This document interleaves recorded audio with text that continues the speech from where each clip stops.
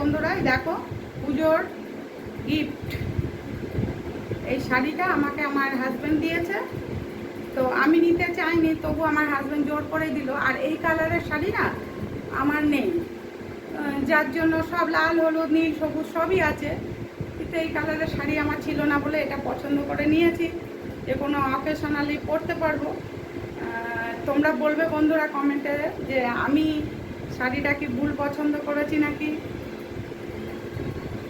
দেখো, আর আমাকে মানাবে কিনা একটু প্লিজ বলবে।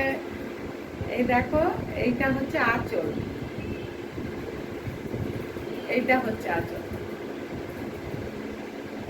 তো বন্ধুরা, কেমন লাগলো শাড়িটা একটু প্লিজ বলবে।